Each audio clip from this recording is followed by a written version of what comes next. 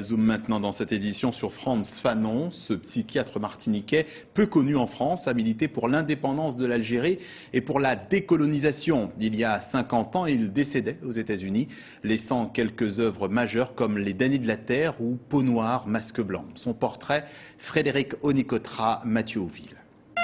Décembre 1961, le corps de Frantz Fanon touche le sol algérien.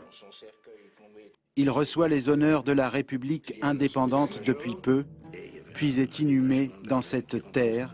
C'était sa dernière volonté. 50 ans plus tard, à Paris, Anissa Boumedienne, l'ancienne première dame d'Algérie, fait revivre l'étonnant destin révolutionnaire de cet homme qu'elle a bien connu.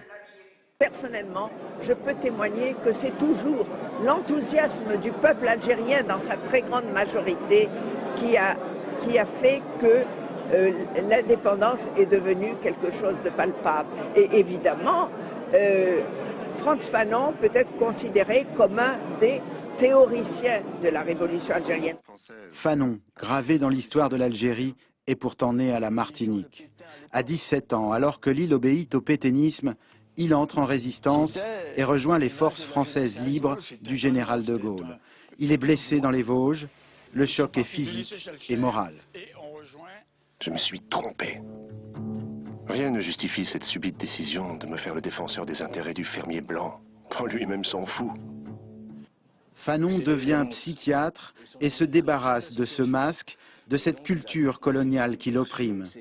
Nommé directeur à l'hôpital psychiatrique de Blida en Algérie, il comprend que la maladie mentale dont souffre le peuple algérien se nomme colonialisme. Malheureusement, il a compris que le colon ne connaît que le langage de la violence qu'il a lui-même engendré, j'insiste là-dessus. Pour ces raisons, aujourd'hui Fanon est célébré en Algérie et oublié en France. Pourtant, son œuvre majeure, Les damnés de la terre, remet l'homme au centre du discours politique. Il ne faut pas, sous prétexte de rattraper l'homme, le bousculer, l'arracher de lui-même, de son intimité, le briser, le tuer.